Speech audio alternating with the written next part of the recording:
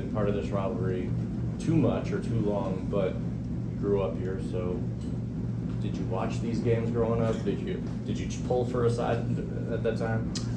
Yeah, so I remember Coach Chad Morris had offered me like my sophomore year of high school. And so I remember cutting on a couple games, watching, Reggie go crazy, James Prochet go crazy.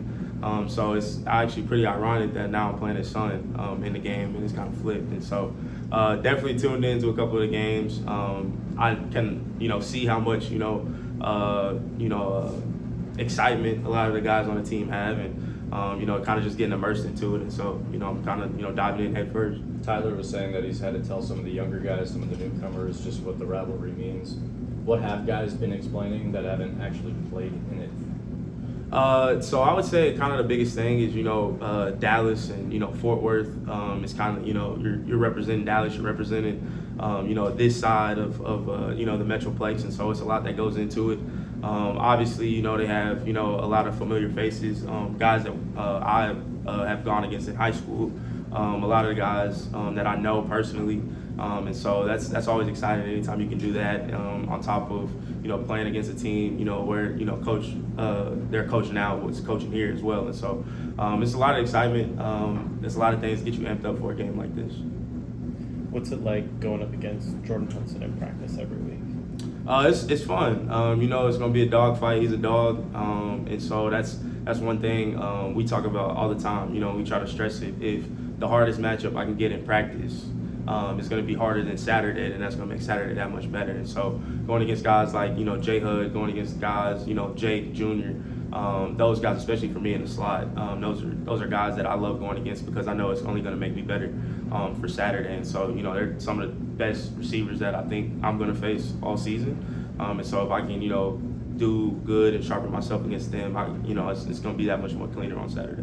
With Chandler's ability to kind of run around and make some plays, I mean, how important is it to stay home or stay on assignment and things like that? What challenges does that present? Yeah, scrambling quarterbacks always present a challenge because, number one, you got to take into account their legs in critical situations. Off last game, I want to say against Houston, it was like a 3rd and 14.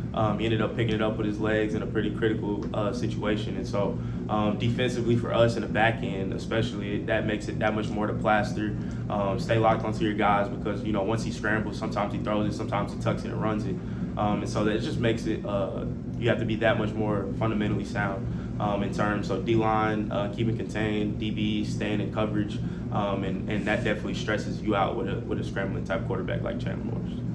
Rivalries can sometimes bring out the best or the worst in situations, people, everything. How do you try and stay on the right side of using the rivalry but not having it get to you? Yeah, so Coach Hunley had talked about in training camp, talked about being passionate and not emotional, right? And that's something Coach Lashley has also echoed kind of this week, the difference between passion and emotion. Passion, you're in control, you loving what you're doing, you're enjoying what you're doing. When you're emotional, sometimes, you start doing things that are out of your character, you start trying to do things that are, too much or too less. And so kind of really just focusing on that passion, understand why you're doing it, have the calm and the presence of understanding that, you can still play with passion, but not be emotional, get personal fouls, do, self-inflicting things like that, not knowing your assignment. And those are the things that kind of come with emotion versus passion is always the positive things. I'm playing for my brothers, I'm playing for Dallas, I'm representing SMU, I'm representing this history,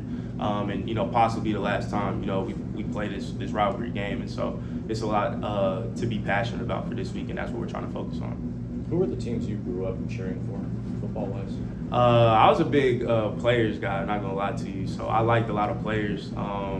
Growing up, Reggie Bush, obviously, I played running back when I was in elementary school, and so that was the dude. I'm trying to jump over people, dive into the end zone, do all that type of stuff. So Reggie Bush, Tyrann Mathieu, Buda Baker, a whole bunch of those guys. I was a real players guy. Never really was a huge, college team and university type of fan. But there's a lot of players that I definitely respected and really admired when I was growing up. Are there any friends or family that are pulling for TCU this weekend? Nah, I don't think so. I don't think nobody, actually, none of my family. So just check.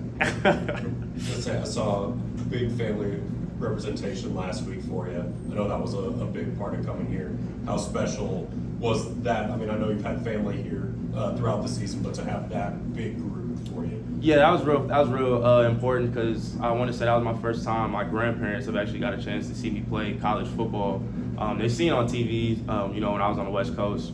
But actually me seeing them, like the day before the game, seeing them actually the day of the game, talking to them after.